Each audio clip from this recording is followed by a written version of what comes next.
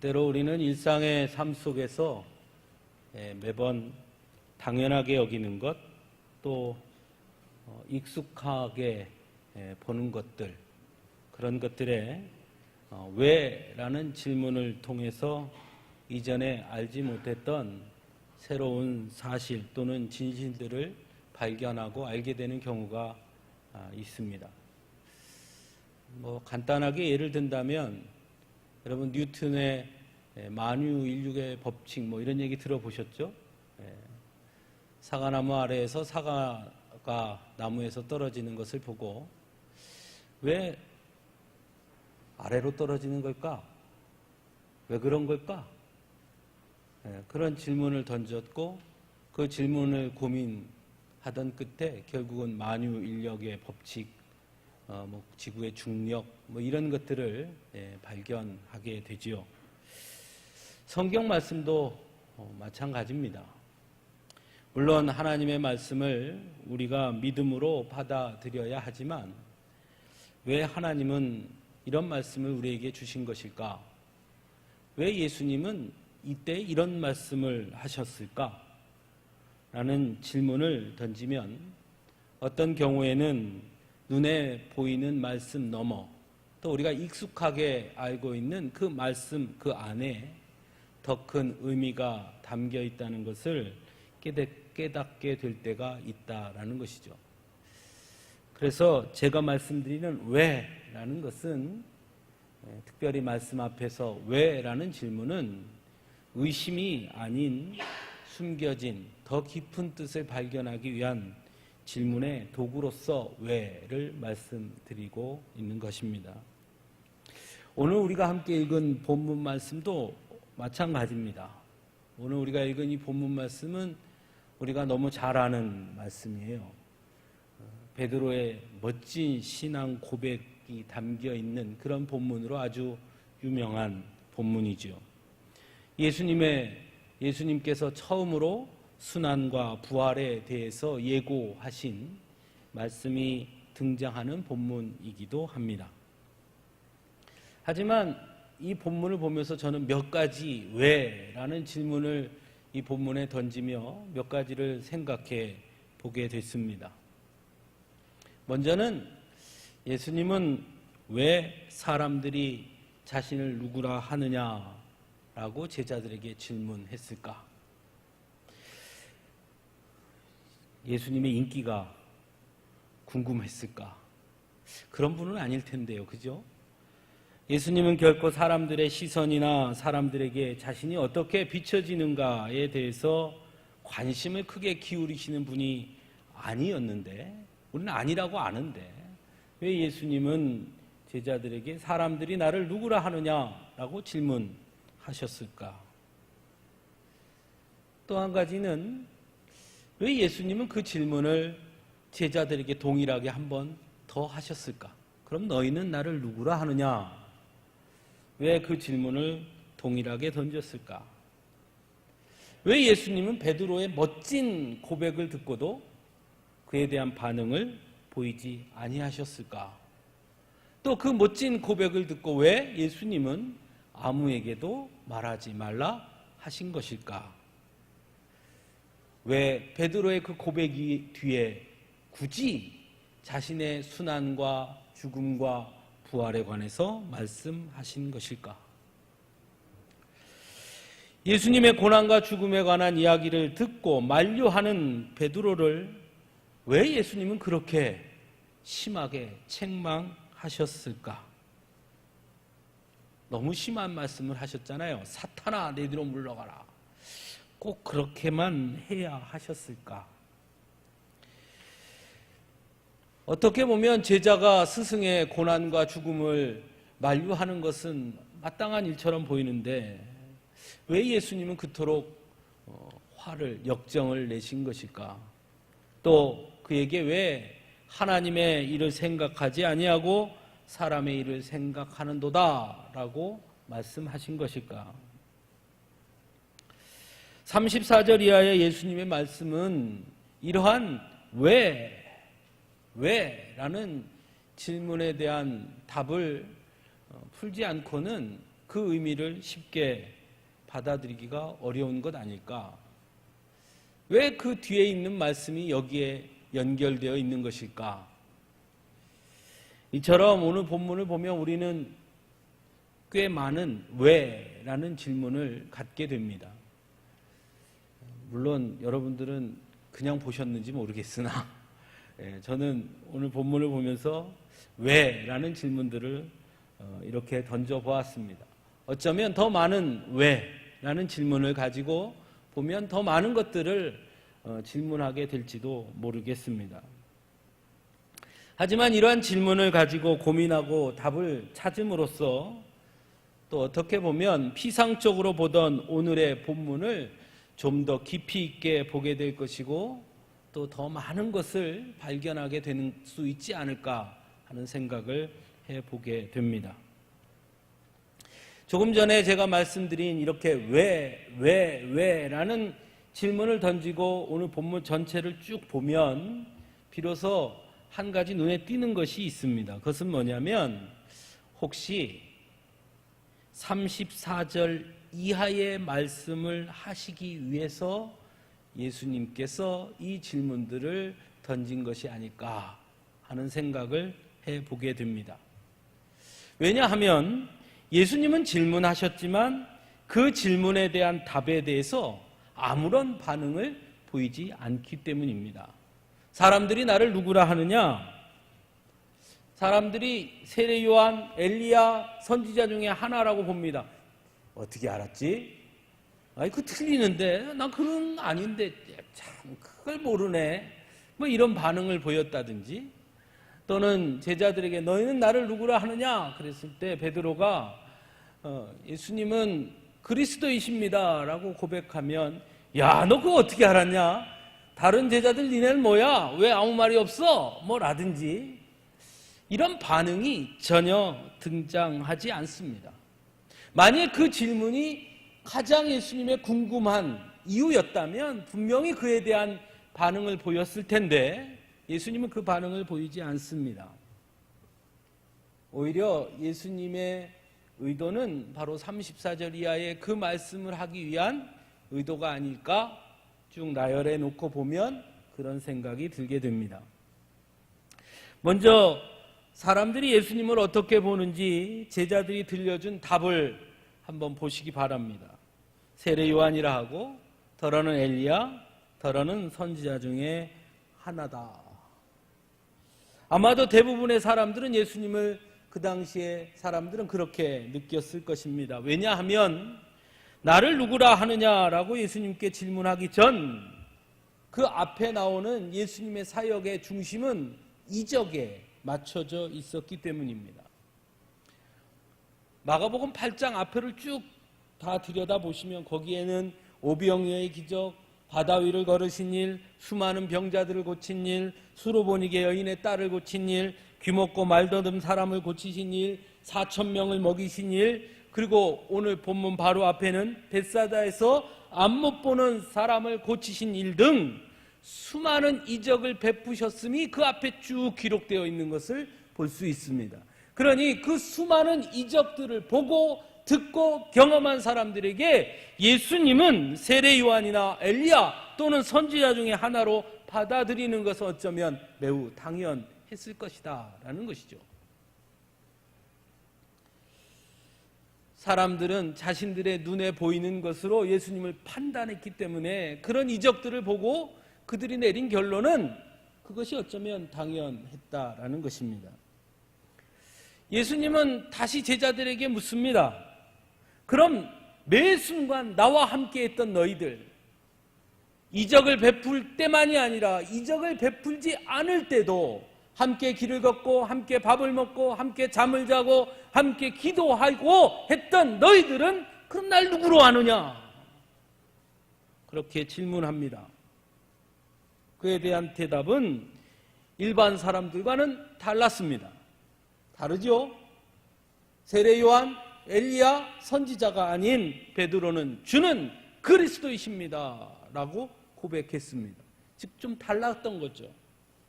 눈에 보이는 이적만 바라본 사람들에게는 엘리야, 세례 요한, 선지자 중에 하나로만 보였지만 함께 생활하고 함께 길을 걷고 함께 잠을 자고 함께 먹을 것을 먹었던 제자들의 눈에는 예수님은 그리스도이십니다 라고 좀 다르게 답을 합니다. 정확하게 알고 있는 것처럼 보이죠. 예수님은 그리스도이시다. 정확하게 알았죠. 하지만 그 다음 일어나는 사건이 문제입니다. 고난과 부활을 예수님께서 말씀하시자 베드로의 태도는 자신이 내어놓은 답과 전혀 다른 반응을 보이기 때문입니다. 그럴 수 없습니다. 절대 그럴 수 없습니다. 이런 베드로의 반응을 통해 우리가 알 수 있는 것은 그리스도라고 대답했지만 베드로가 생각하는 그리스도가 예수님이 말씀하시는 그리스도와 달랐다라는 거죠. 예수님은 그리스도이시기 때문에 십자가의 길을 걸어야 한다고 말씀하시고 그리스도이시기 때문에 십자가에 달려 돌아가셔야 할 것을 말씀하시고 그리스도이시기 때문에 부활하실 것을 말씀하셨지만 베드로는 그리스도라고 말했지만 그 길은 갈 수 없다고 말하고 있는 것이죠. 즉 베드로가 알고 있던 그리스도와 예수님이 말씀하시는 그리스도가 달랐다라는 것입니다. 그리스도라는 것은 알았지만 그리스도의 길은 몰랐다라는 거죠. 그래서 예수님께서 이렇게 말씀합니다.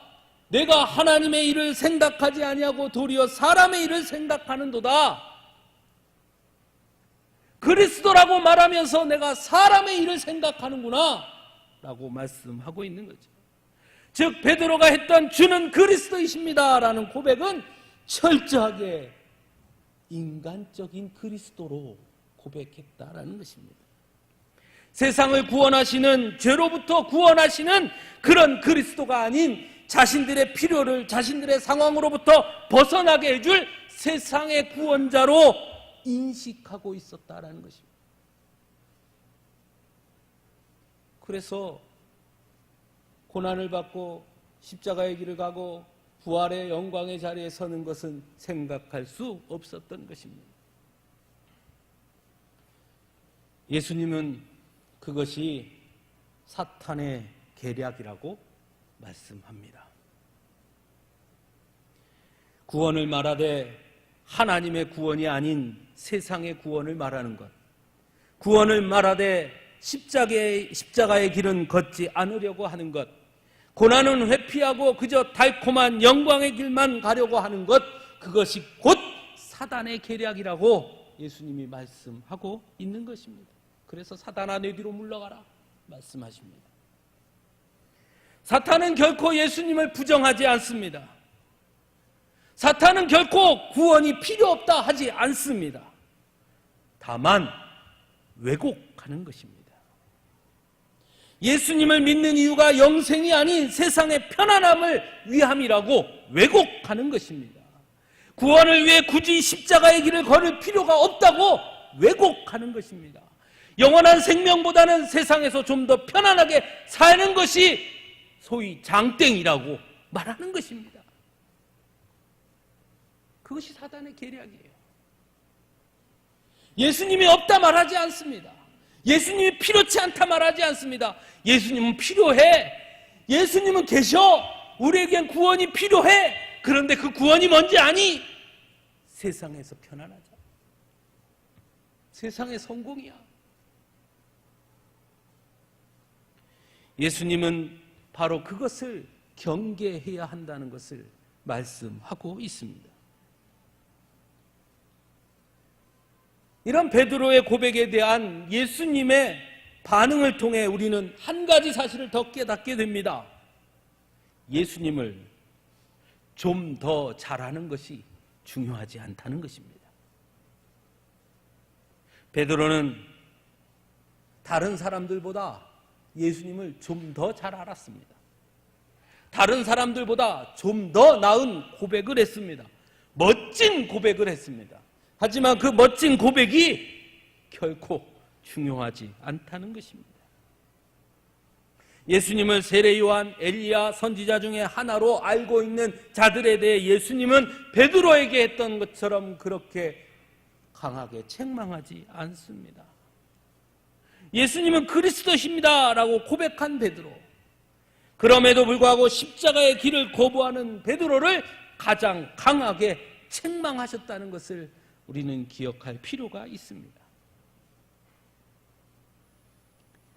어떻게 보면 이것이 우리들이 오늘 본문을 통해 가슴 깊이 새겨야 할 대목이 아닌가 생각해 봅니다. 왜냐하면 우리 또한 베드로 못지않게 멋진 고백들을 매일같이 쏟아내니까요. 나는 주님께 모든 것을 맡깁니다. 내 생명도 주의 것입니다. 아골골짝 빈들에도 빈손 들고 가오리다. 주께서 명하시면, 주께서 말씀하시면 목숨까지도 바치겠나이다. 주님은 완전하십니다. 나의 모든 것이 되십니다. 나보다 나를 더 잘하시는 분이십니다. 수없이 너무나 멋진 고백들을 하루에도 몇 번씩 쏟아내는 것이 바로 우리들 아니겠습니까? 그리고 그런 고백들을 하는 스스로를 대견스러워하며 이 정도 고백을 하다니 나는 참 멋진 신앙이냐 스스로 아니할 때도 있지요. 하지만 베드로를 통해 알게 됩니다. 입술로만 하는 고백은 아무런 능력이 없다는 것을 말입니다. 중요한 것은 그 고백의 진정한 의미가 무엇인지 알고 하느냐가 중요하다는 것입니다. 주는 그리스도이십니다 라는 고백이 중요한 것이 아니라 그 그리스도라는 것이 무엇을 의미하는지 정확하게 알고 하는 것이 중요한 것입니다. 베드로는 멋진 고백을 했습니다. 하지만 그 고백 뒤에 오는 그 예수님의 길을 가로막는 자가 되고 말았습니다. 그리고 사탄아 내 뒤로 물러가라 하는 책망을 받는 자가 되고 맙니다.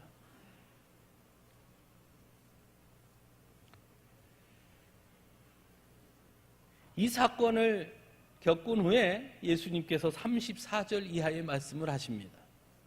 그런데 거기에는 그 34절 이하의 말씀의 키워드는 누구든지입니다. 누구든지. 저는 이 말씀을 보면서 이 누구든지라는 이 말 한마디에 참 은혜를 많이 받았습니다. 앞을 다시 돌아가 보면 사람들이 나를 누구라 하느냐 할 때 사람들은 예수님의 이적을 경험하고 예수님의 이적을 듣고 예수님과 함께 거리를 걸었고 오병이어의 기적을 함께 경험했던 사람들입니다. 너희는 나를 누구라 하느냐 할 때 너희는 제자들입니다. 그런데 예수님은 누구든지로 바꾸어 버립니다. 누구든지. 예수님이 누구인지 경험한 자들만이 아니라 예수님과 함께 거리를 걷고 그래서 예수님이 그리스도이십니다 멋진 고백을 하는 자만이 아니라 예수님이 누구이신지 잘 몰라도 멋진 고백을 할지 몰라도 누구든지입니다. 누구든지. 나는 하나님을 잘 몰라요. 누구든지. 나는 입이 둔해서 멋진 고백을 할 줄 몰라요. 누구든지. 그것보다 더 중요한 것은 누구든지 자기를 부인하고 자기 십자가를 지고 따르는 자가 곧 예수님의 참 제자라고 말씀합니다.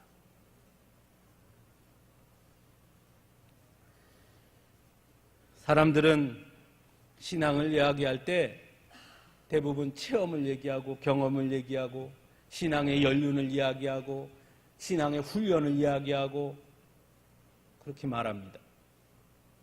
예수님은 그게 중요하지 않다는 거예요. 물론 그것도 소중한 것이지만 더 중요한 것은 자기를 부인하고 자기 십자가를 지고 따르는 것이 더 중요하다는 겁니다. 자기를 부인한다는 게 무슨 뜻일까요? 내 생각을 내려놓는 것이죠. 내가 아는 것을 내려놓는 것이죠. 나의 고백을 내려놓는 것입니다. 자기 십자가를 진다는 건 뭘까요? 사람들은 자기 십자가라고 말하면 자신에게 닥친 어려운 일이나 상황을 받아들이고 견뎌나가는 것을 내 십자가를 진다라고 생각할 때가 있습니다. 하지만 오늘 본문에서 예수님께서 말씀하시는 자기 십자가는 주님의 뜻을 이루기 위해 감당해야 할 그 어려움, 그것을 의미하는 것이죠. 내가 그리스도라고 나를 고백했다고? 그럼 그 고백에 합당하게 내가 걸어가야 할 때, 내가 감당해야 할 그 십자가를 너도 함께 지어야 한다 말씀하고 있는 것입니다. 그래서 사람의 일이 아닌 하나님의 일을 생각해야 한다고 말씀하신 것이죠. 왜냐하면 사람의 일만 생각하면 결코 그 길을 갈 수 없기 때문입니다. 그리고 이어서 자기 목숨을 구원하고자 하면 잃을 것이다 라고도 말씀하시죠. 예수님과 복음을 위하여 자기 목숨을 잃으면 곧 자기 십자가를 지고 예수님을 따르면 구원하리라 말씀하고 있습니다. 오늘 사는 우리에게 부족한 것 이것 아닐까 또 생각해 봅니다. 예수님을 믿는다 말하고 예수님이 우리의 구원자라고 고백하지만 십자가를 지고 예수님을 따르는 것은 부담스러워 하고 있지 않느냐 하는 것이죠. 저는 오늘 보는 본문을 보면서 그런 생각을 했습니다. 혹시 나는 베드로의 고백으로 만족하고 있는 것이 아닐까? 사실 중요한 것은 고백이 아니라 그 고백이 무엇을 의미하는지, 또 그 고백대로 내가 그 길을 가는지, 그 고백에 따라 사는지가 중요한 것인데, 혹시 나는 베드로처럼 그 멋진 고백으로 만족하고 있는 것이 아닐까? 여러분은 어떠십니까? 그래서 오늘 말씀을 보면 가슴이 좀 무겁습니다. 그리고 우리를 뒷걸음치게 합니다. 목사님, 모르는 게 아니지요. 알지요. 맞아요. 말씀대로 살아야 하지요. 잘 압니다. 하지만 잘 아시다시피 오늘의 현실 속에서 예수님의 말씀대로 우리가 고백한 대로 사는 것이 결코 그리 쉽지 않다는 것 잘 알지 않습니까? 믿음대로, 믿음의 고백대로 산다면 아마 오히려 세상 사람들이 우리를 비웃을 겁니다. 어쩌면 조롱을 받게 될지도 모릅니다. 기도하면 된다며? 말씀대로 살면 된다며? 한번 살아봐! 그런 비아냥 듣지 않겠습니까? 믿음대로, 믿음의 고백대로 살기에는 너무나 많은 도전에 직면하게 되지 않겠습니까? 어쩌면 많은 것을 포기해야 되지 않겠습니까? 그게 눈에 뻔히 보이는 일인데 가능하겠습니까? 그래서 이런 말씀을 볼 때마다 우리는 이 말씀 앞에서 자꾸 뒷걸음 치게 되는 것 같습니다. 그래서 예수님은 38절에 이렇게 말씀합니다. 누구든지 이 음란하고 죄 많은 세대에서 나와 내 말을 부끄러워하면 인자도 아버지의 영광으로 거룩한 천사들과 함께 올 때에 그 사람을 부끄러워하리라. 무슨 뜻일까요? 알지? 힘들지? 현실이 그렇게 넉넉하지 않지. 죄 많은 세상 속에서 예수님의 가르침대로 살기에 너무 버거운 세상 속에서 그렇게 사는 것 결코 쉬운 것 아니야. 하지만 그럴지라도 예수님과 예수님의 말씀을 부끄러워해서는 안 된다. 비록 그렇더라도 포기하면 안 된다. 그렇게 말씀하고 있는 것이죠. 그래서 다시 처음의 질문으로 우리를 이끌어 갑니다. 그래, 사랑하는 서강주교회 성도들아, 너희는 나를 누구라 하느냐? 다시 질문하게 하는 것입니다. 정말 너희가 아는 나는 누구냐? 다시 질문하는 것입니다. 정말 그리스도라 그렇게 고백하느냐? 다시 묻고 있는 겁니다. 너희가 아는 그리스도는 무엇이냐? 너희가 그토록 바라는 구원이 무엇이냐? 세상이 이러이러해서 어쩔 수 없다고 그래 안다. 그러면 그 세상 속에 사는 너희들에게 묻는다. 너희는 나를 누구로 아느냐? 너희가 진정 바라는 구원이 무엇이냐? 다시 우리에게 질문합니다. 다시 처음에 그 질문으로 우리를 이끌어가고 있습니다. 세상에서의 편안함이냐? 성공이냐? 아니면 영원한 생명이냐? 사람이 만일 온 천하를 얻고도 자기 목숨을 잃으면 무엇이 유익하리요? 사람이 무엇을 주고 자기 목숨과 바꾸겠느냐? 지금의 편안함을 얻고 지금의 성공을 얻고 영원한 생명을 얻지 못한다면 무슨 유익이 있으리요? 영원한 생명을 무엇을 주고 얻을 수 있으리요? 우리에게 다시 질문하십니다. 사랑하는 성도 여러분, 우리에겐 예수 그리스도밖에 없는 줄로 믿습니다. 영원한 생명은 예수 그리스도밖에 없습니다. 예수 그리스도의 길을 따르는 것밖에 없는 것입니다. 그래서 우리는 베드로보다 더 나은 고백을 해야 합니다. 주는 그리스도이십니다. 그러기에 나는 주의 길을 가겠습니다. 내 십자가를 지고 가렵니다. 대답할 수 있어야 합니다.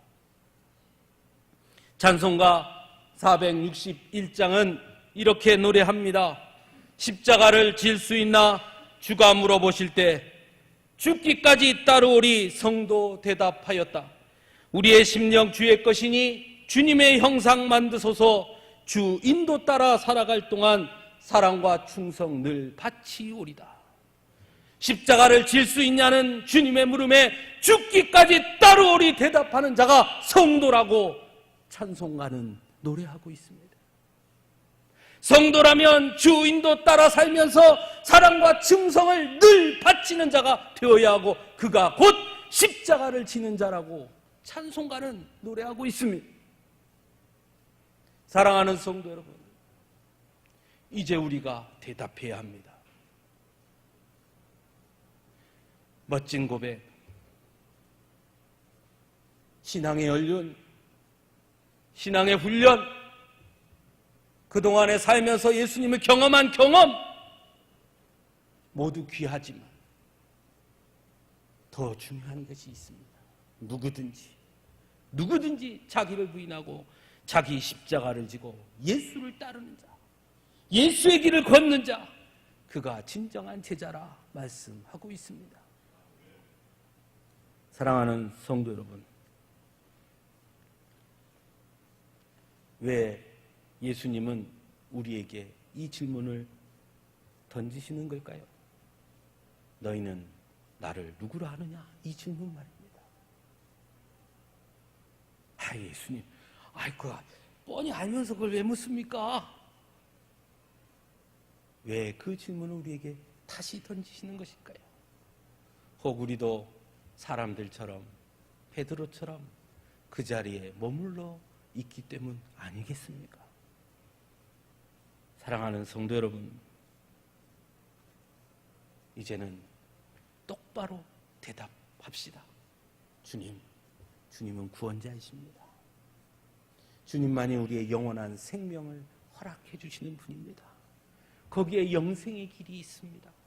그래서 나는 내가 아는 모든 것, 내 삶의 모든 것을 내려놓고서라도 영원한 생명을 얻기 위해 저는 그 길을 가렵니다. 십자가의 길을 가렵니다. 주님이 고난의 길을 걸으면 그 자리에도 동참하렵니다. 그래야 영원한 생명을 얻을 것을 믿기 때문입니다. 그렇게 고백하는 우리들이 될 수 있기를 간절히 바랍니다. 함께 기도하겠습니다.